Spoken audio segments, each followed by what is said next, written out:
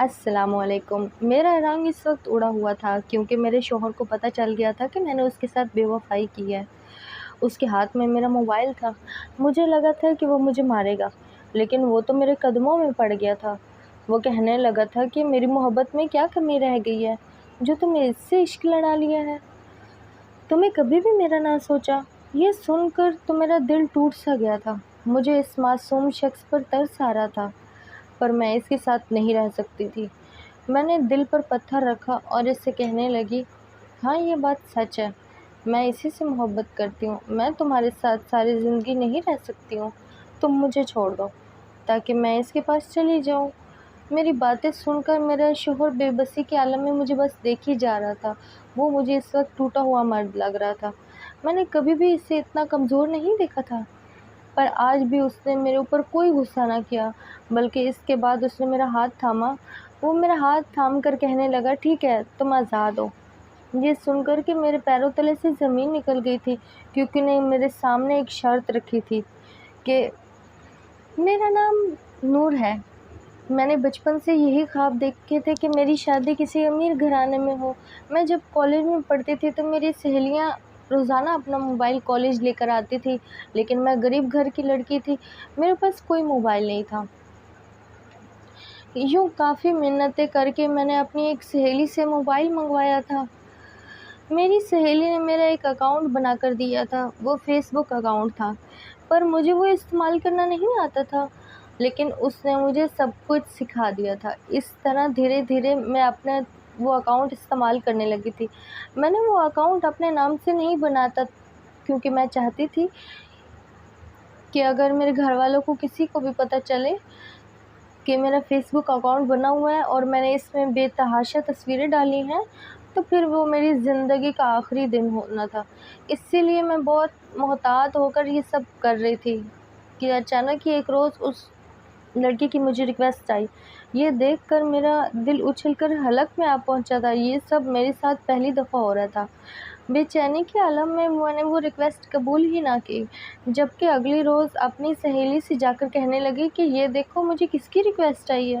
سہیلی بولی کہ مجھے تو لگ رہا ہے کہ یہ لڑکا بہت ہی امیر ہے، دیکھو تو صحیح، اس لڑکے نے آئی ڈی پر کتنی بڑی بڑی گاڑیوں کی پکچر لگائی ہیں۔ اس کی بات سن کر تو میری آنکھیں چمک گئی تھی، پر اپنی سہیلی سے کہنے لگی، بھلا مجھے اس سے کیا غرض، میں تو اس کو کبھی بھی ایڈ نہیں کروں گی۔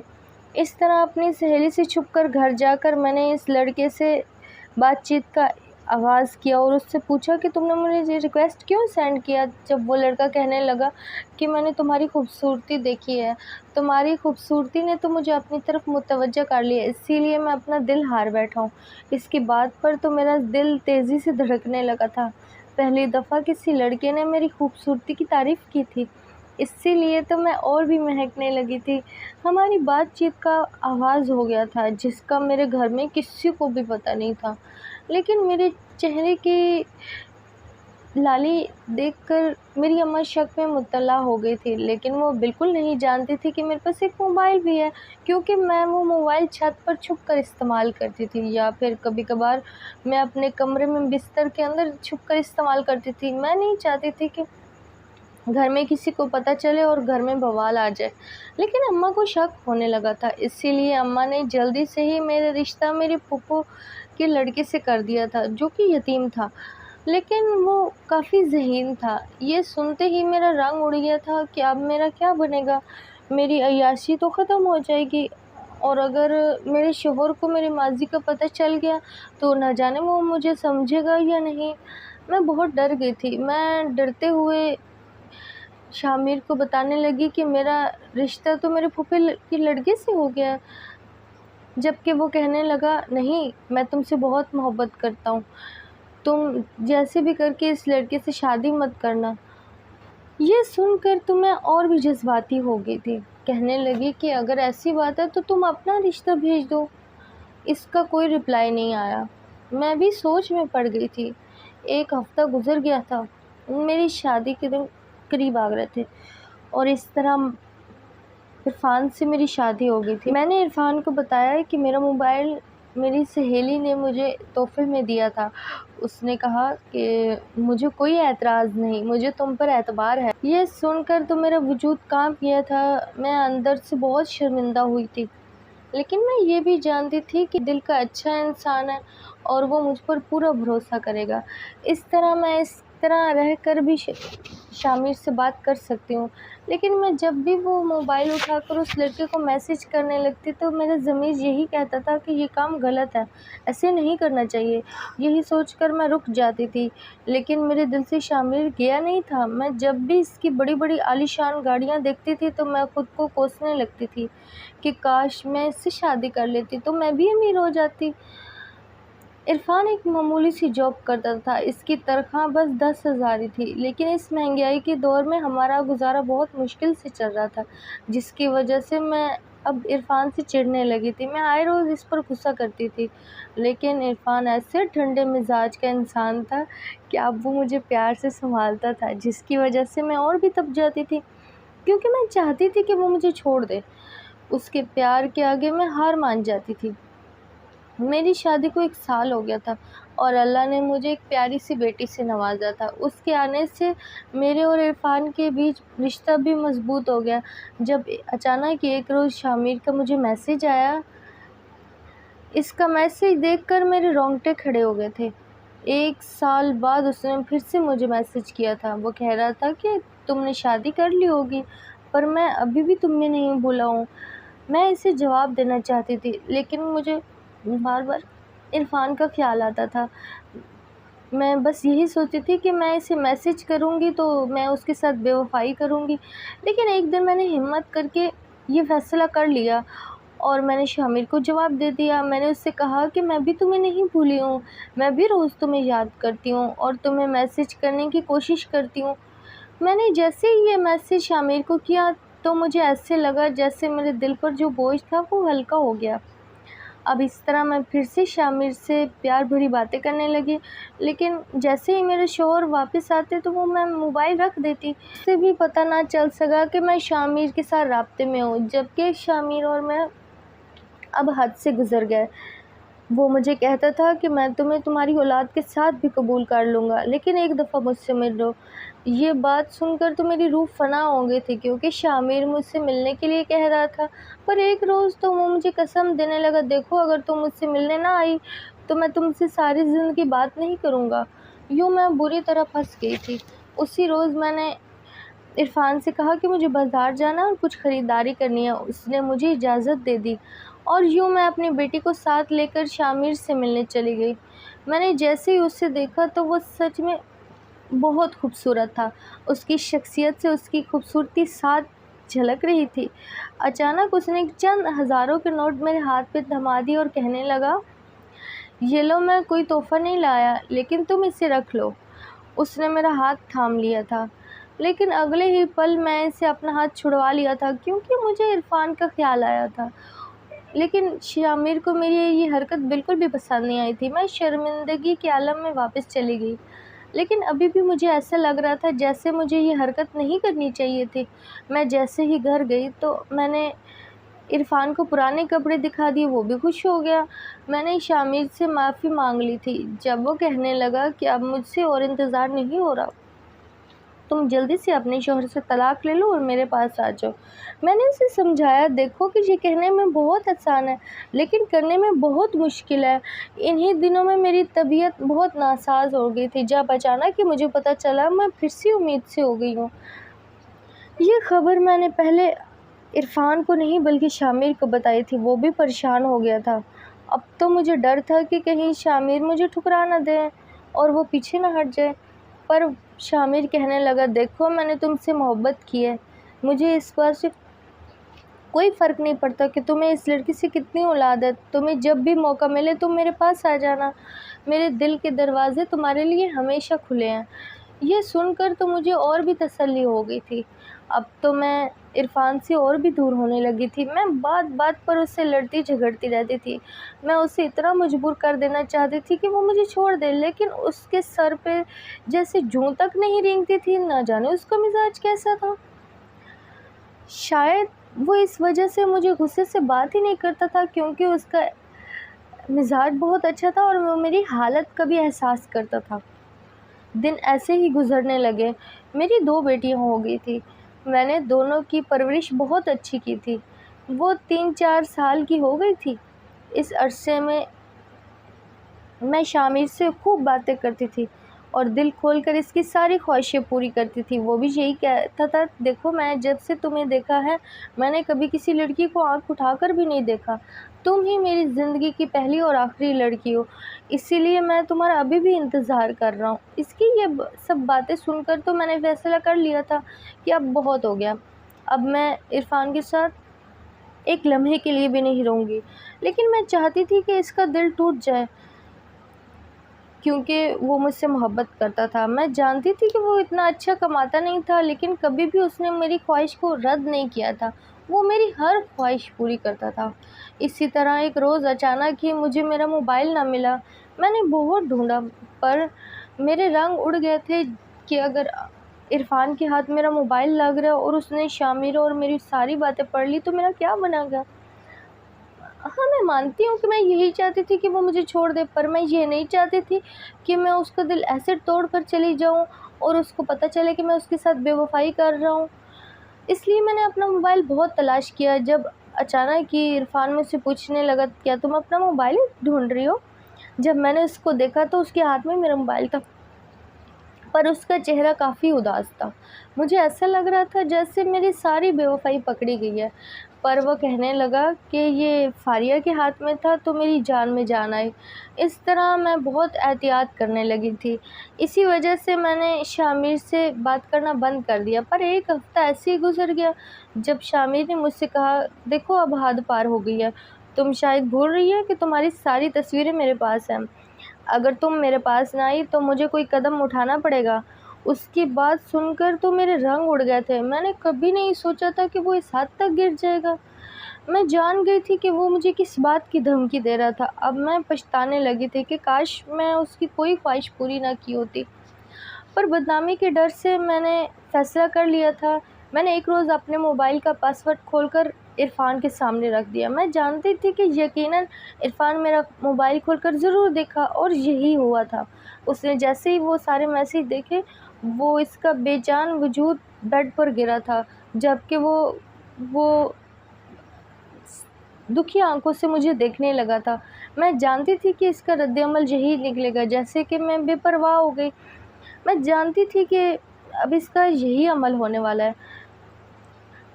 کچھ لمحے بعد اس نے میرا ہاتھ تھاما اور مجھے بٹھا کر کہنے لگا، میں نے کبھی نہیں سوچا تھا کہ میری محبت میں کمی رہ جائے گی اور تم مجھے دھوکہ دو گی۔ تم مجھے بتاؤ کہ میں نے تمہاری کون سی خواہش پوری نہیں کی جس کی وجہ سے تم نے مجھے اتنا بڑا صدمہ دیا ہے؟ تم مجھ سے بے وفائی کر رہی تھی اور مجھے پتہ ہی نہیں تھا۔ تم نے میرے ساتھ اچھا نہیں کیا۔ اس کی بات سن کر میں نے اپنے دل کو مضبوط کیا اور کہنے لگی، دیکھو مجھے چھوڑ دو، میں تمہارے ساتھ نہیں رہ سکتی۔ میں اپنے بچوں کو لے کر تم سے دور جانا چاہتی ہوں۔ پلیز میری بات مان لو۔ میرے خواب تم سے بہت الگ ہیں۔ میں تمہارا دل نہیں توڑنا چاہتی ہوں، اسی لیے میں نے تم سے اتنا عرصہ یہ بات چھپائی، لیکن یہ بات سچ ہے کہ میں اسے پسند کرتی ہوں۔ شامر اور میری دوستی فیس بک پر ہوئی تھی۔ جب وہ کہنے لگا، دیکھو مجھ سے اس سے کوئی مسئلہ نہیں ہے، لیکن میں تمہاری زندگی برباد نہیں کرنا چاہتا ہوں، تم سمجھ نہیں رہے۔ اسی طرح کے معاملات میں اکثر لڑکیاں دھوکہ کھاتی ہیں۔ پلیز ایسا مت کرو، تم جذباتی ہو کر فیصلہ کر رہی ہو، لیکن میں نہیں چاہتا کہ میں تمہاری زندگی برباد ہونے دوں۔ ہماری 2 بیٹیاں بھی ہیں، تم انہیں لے کر کہاں جاؤ گی؟ جب میں نے اس سے کہا کہ میں شامر کے پاس جاؤں گی، اس نے مجھ سے وعدہ کیا ہے کہ وہ مجھے اپنائے گا اور وہ مجھ سے نکاح کرے گا اور ان بیٹیوں کو اپنا نام دے گا۔ یہ سنتے ہی عرفان نے اپنا سر پکڑ لیا۔ مجھے لگا کہ وہ مجھے مارے گا، کیونکہ میں اس کی بیوی تھی اور اس کے سامنے کسی غیر انسان کا نام لے رہی تھی، پر وہ مجھ سے بہت محبت کرتا تھا۔ جب کسی سے محبت کی جائے تو اس کی ساری خامیوں کو برداشت کیا جاتا ہے۔ عرفان بھی اس وقت وہی کر رہا تھا۔ تبھی اس نے مجھ سے کہا، ٹھیک ہے میں تمہیں چھوڑ دوں گا، تم اپنے راستے چلی جاؤ، لیکن یہ بات یاد رکھنا کہ جب تمہارے پاس کچھ نہیں بچے گا تو میں تمہیں بالکل بھی نہیں اپناؤں گا۔ میں نے دل پر پتھر رکھ کے اس سے کہا کہ دیکھنا، شامر مجھے دھوکہ نہیں دے گا، وہ بہت محبت کرتا ہے. ہماری محبت کو تو 5 سال ہو گئے ہیں، تو وہ تو ابھی بھی میرے انتظار میں ہے. میری باتیں سن کر میرا شوہر جذباتی ہو گیا تھا. اس کے آنسو بہنے لگے تھے. میرا دل ایک لمحے کو دھڑکنا بند ہو گیا تھا، لیکن اگلے ہی پل اس نے مجھے طلاق دے دی تھی. میں جان گئی تھی کہ اب میرے اس گھر میں رکنا بہت فضول ہے. تبھی میں نے اپنی بیٹیوں کو اپنے ساتھ لیا اور شامر سے کہا کہ مجھے اپنے ساتھ لے جائے. وہ جیسے ہی آیا اس کا چہرہ خوشی سے کھلا ہوا تھا. وہ میری بیٹیوں کو خوب پیار کرنے لگا، جبکہ میرا ہاتھ تھام کر مجھے کہیں لے کر جانے لگا. وہ مجھے ایک ہوٹل پر لے گیا. میں خود تڑپ کی سے کہنے لگی کہ تم جلدی سے مجھ سے نکاح کر لو. تو وہ کہنے لگا تم اپنی عدت پوری کر لو، پھر ہم نکاح کر لیں گے. مجھے بھی تبھی بھی ہوش آیا تھا، لیکن میں نے اس سے کہہ دیا دیکھو اس سے پہلے میں تم سے ملنا نہیں چاہتی، اسی لیے تم میرا الگ انتظام کر لو. یوں مجھے اس نے الگ فلیٹ لے کر دیا اور اس طرح میں عدت پوری کرنے لگی، اور اس کے بعد ہی اس نے مجھ سے نکاح کر لیا. میں اس کی زندگی میں آ کر خوش ہو گئی تھی. مجھے ایسا لگ رہا تھا جیسے میں نے سب کچھ پا لیا ہو. میں اپنی اماں ابا کو بھی بھلا چکی تھی. نہ جانے عرفان کے ساتھ کچھ بھی مجھے پتہ نہیں تھا، لیکن میں نے محسوس کیا تھا کہ شامر کو میری بیٹیوں سے بالکل بھی لگاؤ نہیں تھا. وہ میری بیٹیوں کو جھڑکتا تھا. میری بیٹیاں بہت شرارتی تھیں. وہ آئے دن اب روتی رہتی تھی اور اپنے ابا کو ہی یاد کرتی رہتی تھی. میں نے تو ان بیٹیوں کو زبردستی عرفان سے چھینا تھا. اب وہ عرفان کو یاد کر کے بہت روتی تھی. پر میں جب بھی شامر کو دیکھتی تھی کہ وہ میری بیٹیوں کو اکھڑے لہجے سے بات کرتا ہے تو وہ میرا دل کٹ سا جاتا تھا، اور میں یہی سوچتی تھی کہ کاش میری بیٹیاں اپنے ابا کے پاس ہی ہوتی تو وہ راج کر رہی ہوتی. میں نے ایک روز شامر سے کہا کہ تم نے کہا تھا کہ تم میری بیٹیوں کو باپ کا پیار دو گے، پر تم ان کے ساتھ تلخ لہجے میں کیوں بات کرتے ہو؟ جب وہ کہنے لگا کیونکہ یہ میری بیٹیاں نہیں ہیں. میں جب بھی انہیں دیکھتا ہوں تو مجھے یاد آتا ہے کہ تم عرفان کی بیوی تھی، اسی لیے میں ان کو چاہ کر بھی پیار سے بات نہیں کر جا سکتا. اس کی بات پر تو میں جیسے کہ خاموش ہی ہو گئی تھی. اب تو وہ مجھے آئے روز تانے دیتا تھا کہ پہلے میں کسی کی بیوی رہ چکی تھی. میرے اور شامر کے بیچ وہ پہلی محبت نہیں رہ گئی تھی. وہ ہر روز باہر نکل جاتا تھا، وہ رات بھی باہر رہتا تھا. میں اس کا انتظار کرتی رہتی تھی، لیکن وہ جب بھی گھر آتا تھا تو میں اس سے شکوہ کرتی تھی تو وہ یہی کہتا تھا کہ تمہاری بیٹیوں سے مجھے نفرت محسوس ہوتی ہے، جس کی وجہ سے میں سکون کی سانس بھی نہیں لے سکتا اور میں اسی لیے باہر جاتا ہوں. اب تو میں اسے شکوہ بھی نہیں کر رہی تھی. مجھے وہ پل یاد آتے تھے جب میں عرفان کی عزت نہیں کرتی تھی اور میں اس سے چیخ کر اپنی باتیں کہتی تھی، پر وہ کافی مسکرا کر میری باتیں سنتا تھا. لیکن اب شامر سر ایک دفعہ میں نے چلا کر بات کر لی جب اگلے ہی پل اس نے مجھے کھینچ کر تھپڑ مار دیا تھا. میں جان گئی تھی کہ اب ہمارے بیچ محبت ختم ہو گئی ہے، لیکن پھر بھی شامر نے مجھے چھوڑا نہیں تھا. وہ روز ہی رات کو میرے پاس آتا تھا. ایک روز اچانک ہی مجھے پتہ چلا کہ میں امید سے ہوں. میں بہت خوش ہوئی تھی. مجھے لگا تھا کہ شاید اس خبر کو سن کر شامر کو بھی محبت ہو جائے، لیکن جیسے ہی میں نے یہ خبر اسے سنائی تو وہ کہنے لگا کہ یہ بچہ مجھے بالکل بھی نہیں چاہیے.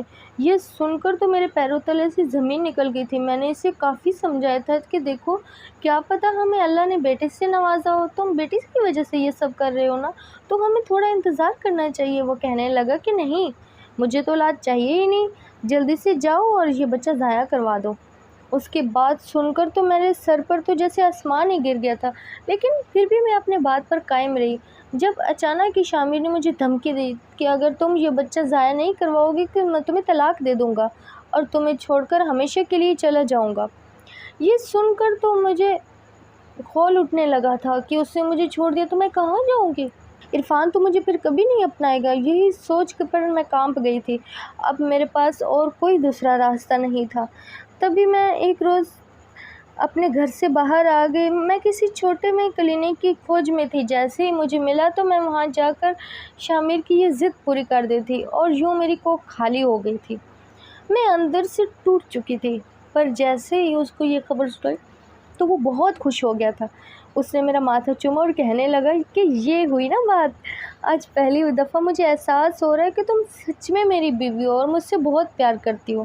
اس کے بعد پر میں پھیکا سا مسکرا دی اور اس واقعے کے بعد پھر بھی وہ مجھے کبھی کبھی پیار سے بات کرتا تھا. لیکن اب میں اس سے دور ہی رہتی تھی. مجھے اس پر شک ہوتا تھا کیونکہ آج تک اس نے مجھے اپنے خاندان سے نہیں ملایا تھا اور نہ ہی میں نے اس کے خاندان کو کبھی دیکھا اور نہ میں نے اس کو خاندان کو کبھی جاننا چاہا تھا. تبھی ایک روز میں نے اس سے اچانک ہی کہا، شامر، میں اپنے ساس سسر میں ملنا چاہتی ہوں اور میں تمہارے خاندان کو دیکھنا چاہتی ہوں. جب وہ اکڑ کے کہنے لگا کہ تم جیسی بد کردار لڑکی کو میں اپنی خاندان سے بالکل بھی نہیں ملا سکتا، لہٰذا آج کے بعد اپنی گندی زبان سے میرے خاندان کا نام بھی مت لینا. یہ سن کر تو میرے وجود میں کپ کپی طاری ہو گئی تو کہ وہ ایسی باتیں کیوں کر رہے. پر میں نے اس دفعہ ہار نہیں مانی اور میں چلا کے کہنے لگی کہ تم مجھے کہ بد کردار کیسے کہہ سکتے ہو، جبکہ خواب تو تم نے ہی دکھائے تھے نا، تم نے ہی مجھ سے شادی کے وعدے کیے تھے، پھر یہ سب کیوں کہہ رہے ہو. میری باتیں سن کر تو وہ ہکا بکا ہو گیا اور کہنے لگا کہ تمہارے اندر اتنی ہمت کہاں سے آ گئی کہ تم مجھے جواب دو. اس روز اس نے مجھے پھر سے تھپڑ مارا تھا. میری بیٹیاں یہ آئے روز تماشا دیکھتی تھی. وہ دونوں بھی سہم جاتی تھی کیونکہ اب وہ بڑی ہو رہی تھی. میں جان گئی تھی کہ مجھے میرے کرم کی ہی سزا مل رہی ہے. مجھے عرفان کی بہت یاد آتی تھی، لیکن میں جان گئی تھی کہ شامر ایک اچھا انسان بالکل بھی نہیں ہے. تب مجھے اس پر شک ہوتا تھا جب ایک روز اچانک ہی میری اس کے موبائل پر پڑی جدھر ایک لڑکی کا میسج تھا. یہ دیکھ کر تو میرا شک یقین میں بدل گیا تھا. میں اب اس کا موبائل ٹٹولنے لگی تھی جب اچانک ہی ایک تصویر میری نظر کے سامنے آئی. وہ تصویر دیکھ کر میری روح فنا ہو گئی تھی کیونکہ اس میں شامر دلہا بنا ہوا تھا جبکہ اس کے ساتھ دلہن کے روپ میں ایک لڑکی بیٹھی ہوئی تھی. میرے ہاتھ سے اس کا موبائل چھوٹ گیا تھا، پر میں اگر اسے بتاتی اور وہ یہ سب کرتے ہوئے مجھے دیکھ لیتا تو میری شامت آ جاتی. اسی لیے میں نے خود کو روک لیا اور اس کا موبائل ایک جگہ رکھ دیا. مجھے سمجھ نہیں آ رہی تھی کہ شامر نے میرے ساتھ ایسا کیوں کیا. میں جان گئی تھی کہ وہ پہلے سے ہی شادی شدہ ہے، تبھی اس کو شاید بچہ نہیں چاہیے تھا، لیکن میں نے فیصلہ کر لیا تھا کہ میں حق کے لیے آواز ضرور اٹھاؤں گی. میں مضبوط ہو کر میں پھر سے اسے کہنے لگی کہ دیکھو، مجھے اپنے سسرال لے جاؤ، مجھے سسرال والوں کو دیکھنا ہے. اگر تم نے ایسا نہیں کیا تو میں عدالت میں کیس کر دوں گی. میری بات سن کر شامر پہلے تو چونک گیا اور پھر کہنے لگا کہ اگر تجھے ایسا لگتا ہے کہ تم مجھے ایسا کر کے مجھے ہرا دے گی تو آزما لے. وہ اتنے اعتماد اور ہنس کر کہہ رہا تھا کہ جیسے اس بات کا کوئی فائدہ ہی نہیں ہے. دن ایسے ہی گزرنے لگے جب ایک روز وہ مجھ سے کہنے لگا، چل آج میں تجھے تمہارے سسرال والوں سے ملا دیتا ہوں. میں تو خوش ہو گئی تھی. میں نے اپنا سامان باندھ لیا تھا. یوں اب مجھے کہیں لے کر جانے لگا تھا. مجھے ایسا لگا تھا جیسے میں نے شامر کو واپس پا لیا ہو، جیسے میں نے کوئی غلطی نہیں کی تھی اور وہ میرا فیصلہ بالکل ٹھیک تھا. پر وہ جیسے ہی اس نے گاڑی روکی تو میں نے وہ عالی شان بنگلہ دیکھا تو میری آنکھیں پھٹی کی پھٹی رہ گئی تھی. مجھے یقین نہیں آ رہا تھا کہ میں اتنے بڑے اور عالی شان بنگلے کی ملکہ بننے والی ہوں. میں ستائشی نظروں سے شامر کو دیکھ رہی تھی جبکہ وہ مجھے اندر لے گیا اور بنگلے میں ایک چھوٹے سے کمرے میں میرا سامان رکھا. مجھے کہنے لگا کہ آج سے یہ کمرہ ہی تمہارا مقدر ہے، اور ہاں، یہ بات یاد رکھنا کہ اگر تم نے میرے گھر والوں کو ہماری شادی کی سچائی بتائی تو میں تمہیں فوراً چھوڑ دوں گا، اور تم جانتی ہو کہ تمہیں تمہارے گھر والے بھی قبول نہیں کریں گے. اس کے بعد سن کر تو میرے ہوش ٹھکانے آئے.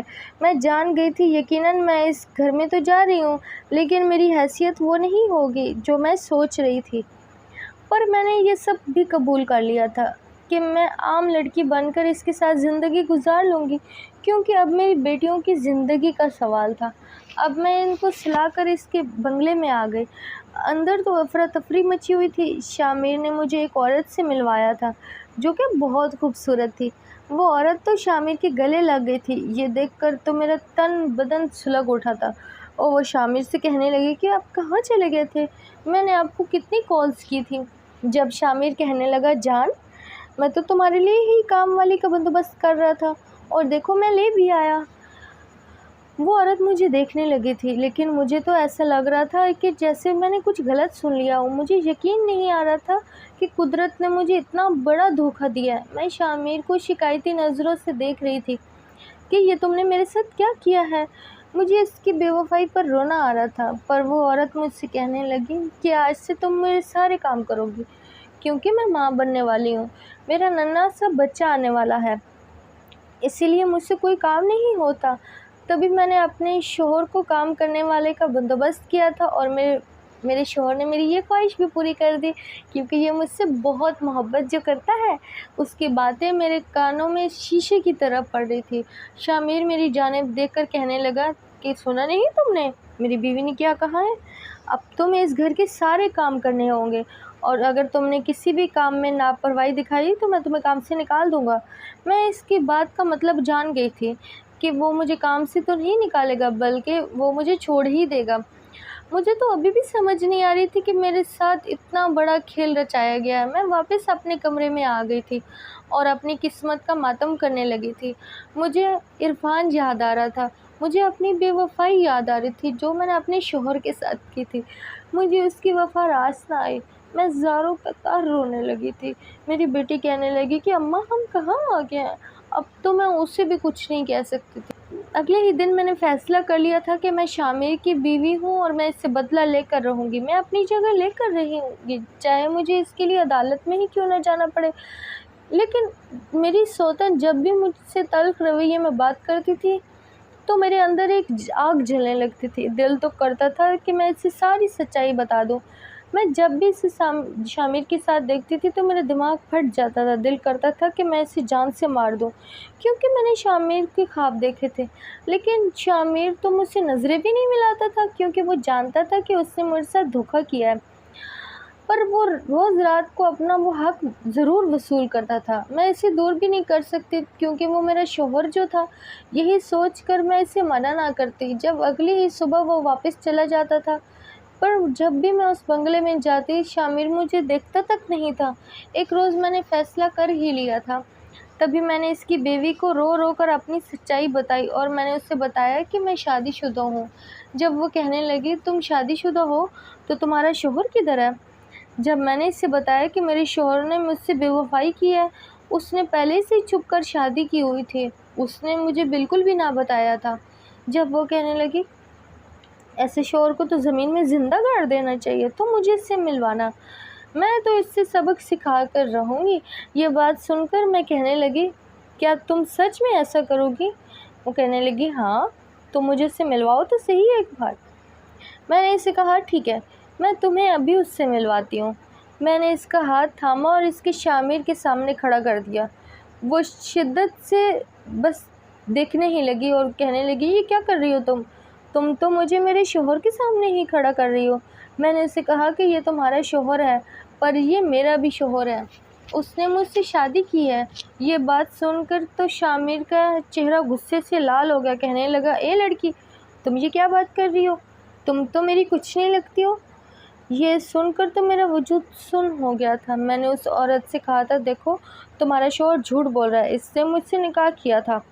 جب شامر کہنے لگا کہ تم نکاح نامہ دکھاؤ، مجھے یاد آیا اور میں فوراً اپنے کمرے میں گئی اور وہ نکاح نامہ لے کر آئی اور شامر کو دکھایا، جبکہ شامر ہنسنے لگا اور کہنے لگا دیکھو یہ عورت مجھے پھنسا رہی ہے، یہ نکاح نامہ تو جعلی ہے۔ اس عورت نے تو جیسے ہی پتہ نکالا ہے تو وہ سکون کا سانس لے کر کے کہنے لگی ہاں یہ نکاح نامہ جعلی ہے۔ یہ سن کر تو میرا وجود کپانے لگا تھا، مجھے ایسے لگ رہا تھا جیسے مجھے کسی نے کھائی میں دھکیل دیا ہو۔ مجھے یقین نہیں آ رہا تھا کہ میرے ساتھ اتنا بڑا دھوکہ ہو گیا۔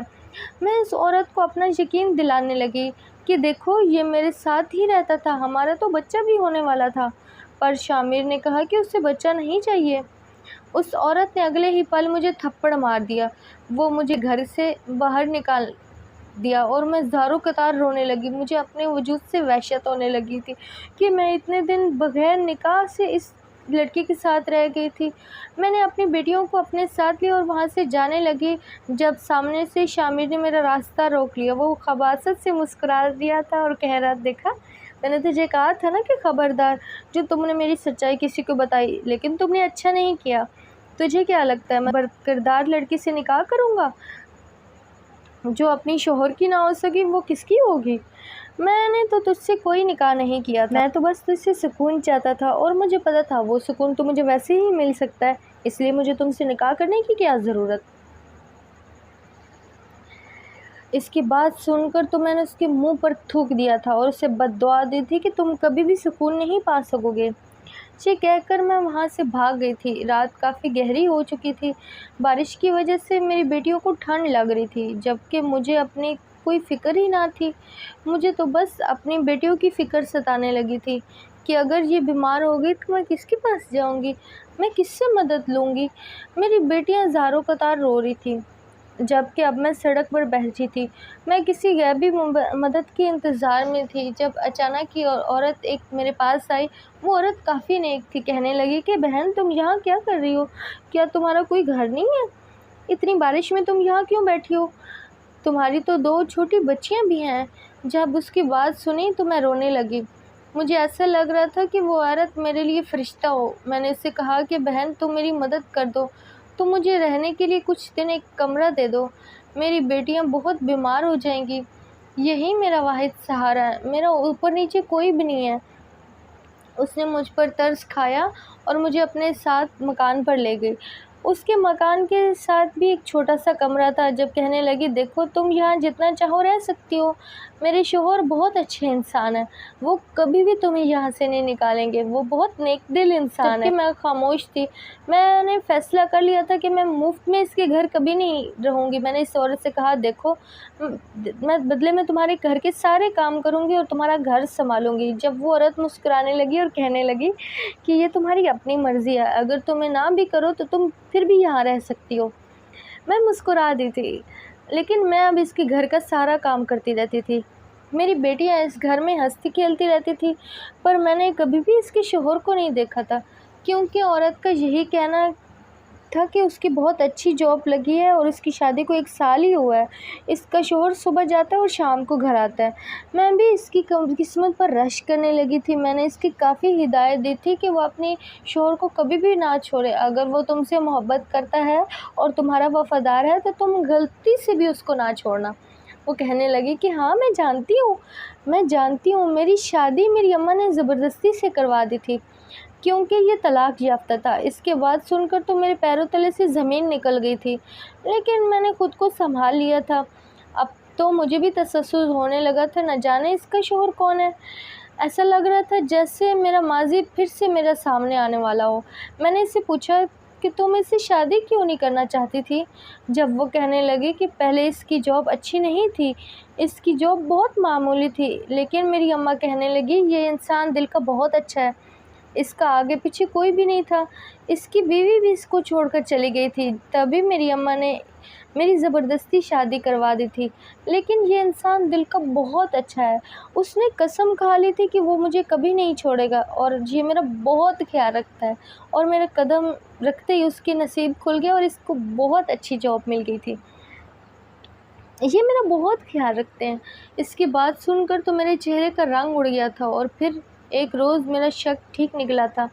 اس روز میرا شک بالکل ٹھیک نکلا تھا۔ میری بیٹیاں آئیں اور بابا بابا کہہ کر اپنے کمرے سے نکلی تھی۔